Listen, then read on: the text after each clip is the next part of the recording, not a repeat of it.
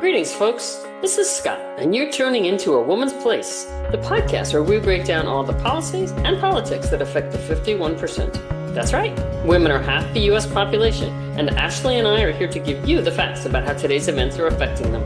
Find us on Spotify, Apple Podcasts, Amazon, YouTube, or wherever you get your podcasts. Good afternoon, Ashley Brown. Sometimes it's morning, but today it's afternoon. Hello, Scott Osborne. How are you? Excellent. How are you? I'm good. So we have a couple of things in the news that I think we just want to talk about. We do have things in the news. This might be old news, but since we recently did a show about sexual assault and did a fantastic interview with Deborah Turkheimer, and that's about her book Credible. And just this past week, both Eric Swalwell and Tony Gonzalez, two members of Congress, have resigned in the face of sexual assault allegations. Their situations are different. Swalwell also was noteworthy, was running for governor, was in the primary process of governor of California, so it has a lot of political implications.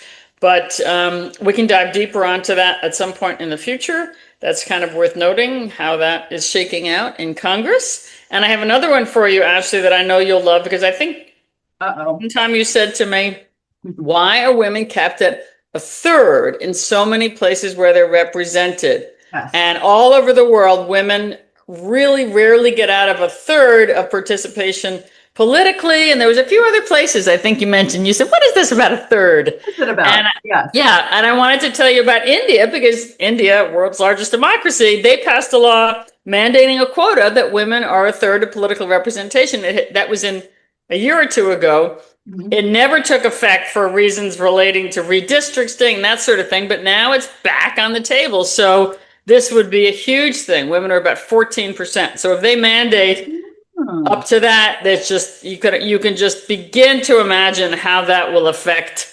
politics, who gets represented in all kinds of ways. So we'll keep an eye on that.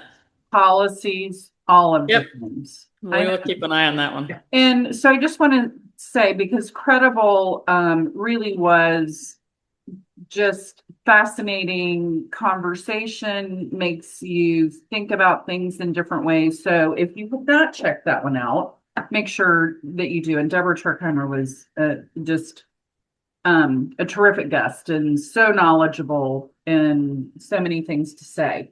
So we have two shows on that. We do have two shows. So today we're kind of taking a different turn, but we are. I know. So we're going local. We are going local. Talking with the CEO of Take Stock in Children Manatee, and really focusing on what that program is, mentoring girls. I think, Scott, you've got a lot of good insights and questions on girls versus boys, all of those kind of things. So we're going to talk with Anne. She's been CEO. I know you'll introduce her, but that will be interesting to hear about the work that they do. But then also broader, what does it mean to find voice, find agency? Are girls and women particularly struggle with this? Why is this a thing? I mean, mentoring in the big picture always sounds great. So that's a good thing. But it'll be interesting to hear from Anne and what her motivations are to continue to do this work and how they do work. I know. So as I'm going to start with her bio and then bring her into the conversation. But Anne LeBaron has been a dedicated leader with Take Stock in Children since 2014, when she first joined the organization as a mentor, which she's still mentoring, even though she became the CEO in February of 2020. She has 40 years of experience in sales, marketing, recruiting, human resources, and management, which all comes into play. She's originally from Texas, so a little different in terms of where her history is. And she is the proud parent of two daughters and a grandmother to three, Henry, Hudson, and Amelia. So welcome, Anne LeBaron. We're happy to have you with us. Thank you. Great to be here. I didn't make you listen to your whole bio intro. Thank you. I know. So I know, and welcome to A Woman's Place. I'm grateful to be here. So can you just sure can I start in? Can you just start us off really quickly because we have a lot to cover? Kind of what Take Stock in Children Manatee does and how it works for Yes, the would 1 minute love. version. Awesome. Would love to tell you. So Take Stock in Children, we work with the underserved youth in Manatee County. They come from the free and reduced lunch program. They're incredibly smart. They're just born into unfortunate situations. They can apply to our program as early as sixth grade and as late as their junior year. They go through an income verification process with their parents. And they go through an application process and an interviewing process. What we look for is students with hope. They want something better. They want an education, and they know that a lot of times they're first generation graduate from high school and college for sure from their families. So one of my favorite questions is I always ask the students, "What kind of animal would you be?" It tells me a lot about those students and what they want to do and what they want to accomplish. It's a fun way to relax them and get to know them. And I'm always blown away by the fact that they always have a sense of hope. They want better. So once they're accepted into our program, they sign a contract saying they'll remain drug-free, crime-free, and maintain a certain grade point average and meet with their mentor 30 minutes a week during the school year on the school campus. And then they earn either a technical or a college tuition-based scholarship. So it's very rewarding to see the students start in sixth grade. And in fact, one of my favorite students who I interviewed in sixth grade is graduating this year. So So they start in sixth grade and go all the way through 12th grade. They can stick with this program, presumably with the same mentor. And the mentors are volunteers or paid staff? no, they are all volunteers. Okay. And we have amazing mentors. You can mentor virtually, or you can go into the school and meet with your student. Mm-hmm. So I think of mentoring sometimes like in organizations in a workplace, you need a mentor to get up, but this really sounds like the kind of personal connection, having somebody look out for you, take an interest in you. I mean, is it as much that? I mean, do they provide real practical guidance or tutoring, or is it really that kind of interest and support? Great question. So it's a little bit of both. I've been mentoring now for 12 and a half years, mentored 8 young ladies. And I will tell you, uh, the sixth graders, sixth, seventh, and eighth grade, it's really more about establishing a relationship, showing up each week, developing that trust that you're going to be there for them. We are guides, we are encouragers. Our program offers tutoring should the student need it, but we never tell a mentor that you're going to have to tutor in math or whatever. We take that burden off of them. Really, it's more someone showing up and encouraging them, staying in contact, finding out what they need, support. Really, the best way I describe it is, you're you're someone consistent in their life, and you're there and you're listening and you're developing relationships. You're teaching them communication skills. Like my students, I've always made them set an appointment with me. I feel like that's a business skill that they need to have. And if they don't make an appointment, then we don't have a mentoring session. So, I one of my favorite students who like I said, I still see her. She's in college. One time I came and I said, I won't be back. And she said, what do you mean? And I said, well, you no-showed me last week. And she goes, well, I was busy. And I said, well, so am I. So you need to make an appointment with me. So it's teaching them life skills, but yet they know that you're there to support them. So, and I'm curious when we were talking before, you have a lot of young girls who do participate in the program. And do the girls and boys experience this program differently? Like, do you see differences between how they engage or how they work within the program? Yes, I would tell you girls apply more than boys, Mhm. but we are at a 50%, 50 male, 50 female in our program in Manatee. Some of my Wait a minute. So does that mean you reject more girls? No, it's just that we try to keep it more even. As far as we have a grant right now that is asking for us to bring in more males. Are we not bringing in females? No, I would not say that. We probably place them sooner than we do the males, and then we catch the males up with the females through the school year, depending on who applies and do they have what we want in our program to succeed. Just because they apply does not mean they're in the program. They have to show us a sense of hope, maintain a certain grade point average. Our average grade point average is 3.65. And that is really due to the mentors I believe, staying involved and bringing them up because they can come in at a grade point average of 2.5. Sorry, No, I didn't mean to hijack you. So Ash's question was really more to, do right, girls need something different, right, Ash? That's kind of right. what you're getting at, yeah. Well, I see that the girls are more communicative. I have some of my male mentors who will say, my student is not communicating with me, and I'm like, well, what are you doing? Like, what do you? Well, I expect him to answer these questions. Well, is it expecting or is it a conversation? Whereas females are a little bit easier. And I will admit, I had a student who the first 2 years really didn't communicate with me, but there was a reason why she didn't. I will tell a quick story. She asked me to take her Christmas shopping to buy her dad a Christmas present. And normally we don't do that as mentors, but I was like, all right, I'm going to do this. And so we went to Target, we got in the car, and she said, I need to tell you something. And I was like, okay, she's firing me because really she hasn't talked to me in 2 years. And she said, you're the only female who's never walked out of my life. And I was so blown away I mean, to this day, she's in college. We still meet, we still talk, what's going on in your life? What can I help you with? But it took me 2 years to develop for her to develop that trust with me and know that I was going to be there.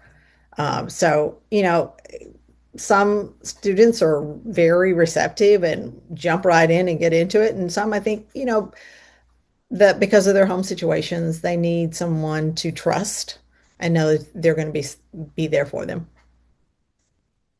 And Scott, I think you wanted to talk a little bit about, and I hate to keep doing the comparison of boys and girls, but there's so much talk around the, I think, boys and young men being disenfranchised and struggling. So I just think that's a really interesting conversation to have on if you have a harder time recruiting boys into the program. Is it messaging? Do the girls that are participating in the program have any impact on getting more of the young guys engaged, or like by sharing their experiences or how it's working for them?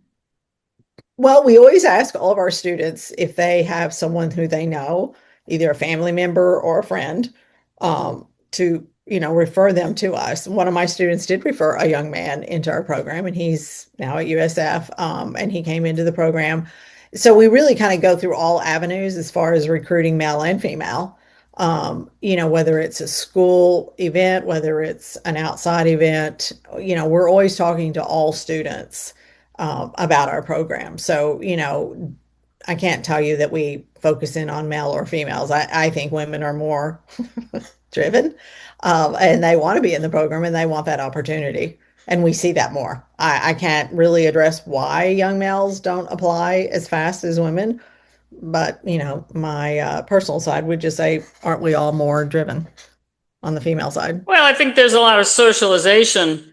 By the time you get kids, they're phenomenally socialized. And our culture suggests that, yes, girls have to do these things to get ahead, but they're also more likely to not always feel they have voice and agency, and therefore, quote unquote, need the mentorships. And boys are socialized to literally not be so communicative, to not show that, to not reach out for help, to not say, I want to do these things. So they're socialized in home and culture and school. So I think what you're describing really fits that pattern. You're getting what society has produced in effect, So I would say, I mean, I don't know your business specifically, but with that kind of socialization, yeah, they both have needs and they might be slightly different. So there's no question. Right. Great point. Because, here's the other thing that I've seen since being in this organization for 7 years is communication in general. These young students need to learn how to communicate. They need to learn how to make eye contact. They need to put their phone down. I mean, they need social skills, male and female both. And I mean, it's something that we work on all the time. And I think that is also the beauty of a mentor, because I will call out a student if they are not participating, even when we're interviewing them. If they're not making eye contact, I'll say, now you need to look at me. You can't swing in your chair while we're talking, and once again, I always look at it, it's a life skill that we're teaching these students, but communication, That is a hot button for me, Oh, no especially. question. And many students, I mean, not just students who come from challenging backgrounds, but across the All, board are all. struggling with that. We see at all levels. They're not developing those same skills. They don't have those one-on-one contacts the same way. Yeah. Well, that's a whole separate topic, but I can totally imagine why that you would be seeing that. And for mentors to help provide guidance in those so-called soft skills that are so important would be great. Yeah. Like I had a student, she did not make a particular dance class that she thought she would make. And she wanted to just give up. And I said, oh, no, no. When I come back, you have, she said, well, there was three teachers that judged me.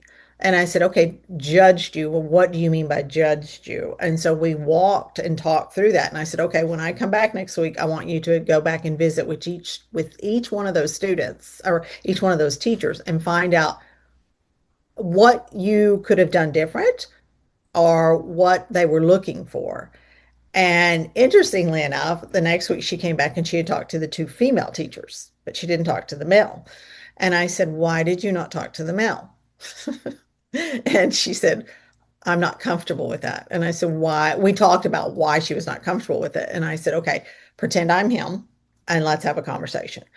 And she did have a conversation, and she found out that all three of those really hadn't judged her. It was based on a particular skill set that they were looking for. Mm-hmm. So we address that in life. A lot of times we're not going to get a job when we think we're going to get that job because of the skill set, not because of who we are, but of a skill set. So once again, the power of mentoring and talking through and helping them understand and making her go back and have a conversation is so empowering.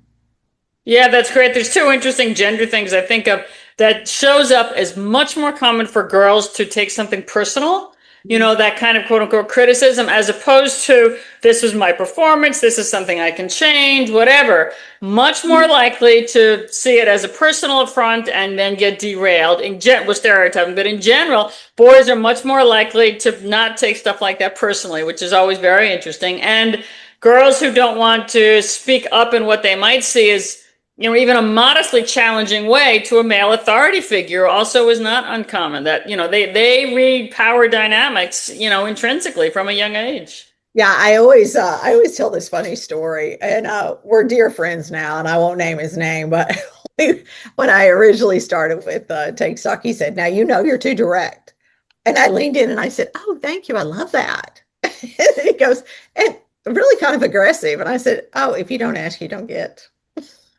I said, I consider all these compliments. So, like for instance, reason I have two young ladies who are Hispanic, and they were saying they were being made fun of at their school because they speak two languages. And I said, oh, no, no, you're way ahead. They're jealous because you speak two languages and they don't. So it's all about, reframing, the mindset. That's a wonderful skill that you can speak two languages.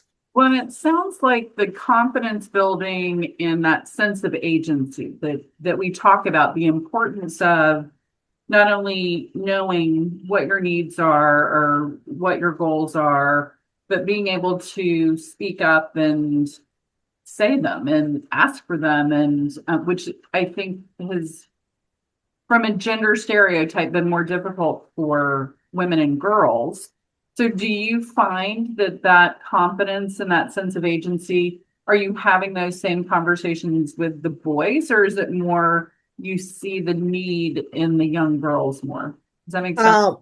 Well, I had a situation recently, in fact, this week, of a young man who had no-showed his mentor 3 times. And his mentor called and said, I am resigning from being a mentor. Now, he's been with this young man for 6 years. And I was like, what? And he's like, he no-showed me 3 times. And if he were my employee, I would fire him. I said, I get it. I said, totally get it. I said, that makes me really sad because you're an amazing mentor and he's an amazing young man. So I contacted the young man and I said, this is unacceptable. You will never succeed in life, no, not showing up, not communicating. And what you did to someone who invested 6 years in your life and in their time, you just took that for granted. So I'm very direct and I don't, a student, male or female, is going to hear what works and what doesn't work. And I would hope that a male mentor would say the same thing to a male student that a female would say to a female student. I don't think we should be any different. I think we should all learn to speak our voices. Mhm. And so he said, well, I'd like to have a conversation with you. I said, I'm not going to talk to you until you make it right with that mentor. And he did. And so, but you have to teach, I believe you have to teach these life skills. I mean, that's how far would any of us get if we didn't communicate and we weren't honest and we weren't, real? Sure, absolutely. Easier said than done sometimes, though. True. True. And especially if you haven't had modeling or you haven't had expectations. So I think that that's something that, like, universally, when you talk to people or engage with people that haven't had the support system of these are expectations I have for you, or this is a path, or let's talk about opportunities and options. And if that hasn't been part of your kind of nuclear family or support system, it's the expectations aren't there. And that is so true, Ashley, because our families are surviving. They're not thriving. And that's the clientele of students that we work with. So once again, to have a mentor show up in their lives. I mean, I have learned more from these students who have gone through way more in their short period of life and still show up and can make a 4.0 with everything that's going on in their home. I'm like, whew, I've learned a lot from that as well. I know. So one of the things that kind of came about when we were talking, and we work together in community as well, but what is your drive for working with young people? So I've always, even from an early age, I've always worked or volunteered, I should say, in situations where I worked with young kids or women. I grew up in a church that we had a food pantry and we served food in a homeless ministry. So I learned early on and saw early on the struggles. And I never dreamed that I'd be in the nonprofit world doing this type of work. But I also think my own personal struggles growing up and the different paths that I had to walk down. And my favorite saying is your wound is your gift. And so with my personal experiences, what I've been through, I wanted to impart that to young women to say, you can say no, this is not right. That won't work. You have a voice. And so I think that's what drives me the most. I was a victim of sexual abuse, and unfortunately, I've had to deal with that in my position with mandating to report. And so, to have that compassion, to know what that feels like, it took me 50 years before I could admit that had happened to me. And that I was, the shame and the guilt and everything that goes with that, it wasn't a reflection of me. So I took that and I thought, you know what, from here on out, when this happens, I will take a stand. And, I had a situation recently where I told a student, I will spend the rest of my days fighting for young women and women in general for, own a voice, stand up for yourself and make a difference. I know, Yeah, we definitely bring our whole selves to that. And I agree with you on the notion of wounds being a gift. I find myself thinking, how is it that we help young girls when they are confronted with some sort of abuse in the home? I mean, obviously, I'm not saying it's not an issue for boys, but we know girls are much more likely to be affected statistically. And is it enough to just tell people to have a voice? I guess I'm partly just thinking about what kind of experiences help give them that confidence to have that voice. Telling people to do something isn't always the best way. It's absolutely a start in sharing our experiences, but what kinds of things can really help young women in this situation have that power when they don't feel it for very good reason? So one of I my don't have an students, answer. It's just a right. One of my students who has a very unfortunate home situation. We were just talking a couple weeks ago, and her her mom is not a good role model. And we were talking about this. She's now in college, and we were talking about this. And I said, "Well, what do you think you've learned from that?" And she sat back for a minute because she was, telling me some stories. And I said, "What do you think if you put all this together? What do you think you've learned from this?" And she goes, "Well, that's not how I want to be." And I said, "Very powerful. You recognize that that's not the pattern that you want to repeat. You recognize what's going on in your home is not what you want to be. And how are you going to change that?" And she's changing it with education and, mentoring. And, I want her to mentor someday. I keep telling her what you have gone through or what you are going through will help someone else someday. It's interesting talking about girls who look at their mother's experiences and say, I don't want to be that way. And this is connecting another dot, but I don't know if you've noticed that we talk about our fertility rates going down in the US, and the single biggest drop is teen mothers. It's that group between 15 and 19 that it's not just women in their 20s and 30s who are, enjoying their careers or whatever this is. It's teen pregnancies. And when they plumb deeper, part of it is access to birth control and information, but part of it also is you've now had a generation of women, young women, who've looked at their mothers or their grandmothers and said, wait a minute, I see what this path looks like. It's fascinating. I mean, so, and I know that's an angle probably you folks don't deal with directly, but in terms of younger women watching those experiences and making alternative choices, that's an area you really see it. No, she actually said that. Interesting you Yeah. bring it up because she said, "I do not want to have kids." I mean, some of them, right? If they had it used to be absolutely. If your mother was a teenager, you would just might as well. You were going to be a teen mother too. I mean, that was absolutely kind of the mantra, and statistics bore it out, and that has changed. Yeah. I mean, I feel very fortunate like I say, yes, we are a scholarship program, college readiness program, but to be able to work with the young ladies and help them see there is a brighter future. There is something better than what you are experiencing now. You are all privately funded, is that correct? We are. I take very little, very little government funding.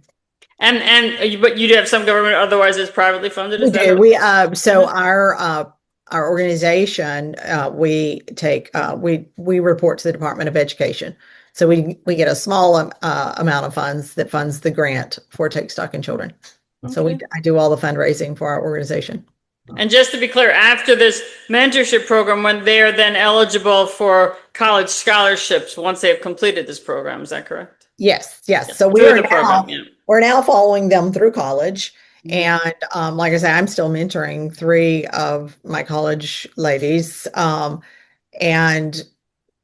we remove whatever barriers that these girls or boys, whatever, are facing, whether it's, do they need a computer? Do they need textbooks? Do they need, we bought uniforms, we bought tools, for the trade.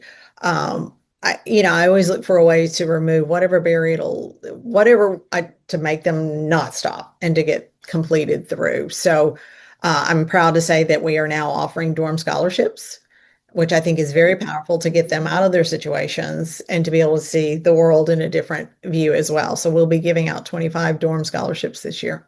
Amazing, because we know just getting first generation college students into college is not the whole thing. It's getting them through, because that's where there's this huge drop off. Exactly. Yeah. Exactly. Food insecurity. I mean, we had a student who went away and she didn't have sheets. We were like, oh, wow, we didn't think that basic. So, no one in her family had ever been to college. So she didn't know what it was going to be like when she pulled up. So, I feel very proud that we get to help that way. All right. So as we're wrapping up with a minute to close, it always goes by so quickly. We're going to include your website in particular in the show notes. But it's important to note there Take Stock in Children, a lot of community. So no matter where our listeners are, if it's something they're really interested in getting engaged in, you really rely on volunteers, mentors, and all of that. And any last moment of wisdom that you would like to share with us? No, I just invite all to be a mentor. I think it's a life changer, and especially women, we do need to own our voices and help the next generation that's coming behind us to let them be a strong force in the world. Thank you so much for joining us, Anne. Thank you for having me. I appreciate it. Thank you, Anne. Really, and thank you for sharing some of your story. Really powerful. Thank you so much. I appreciate it.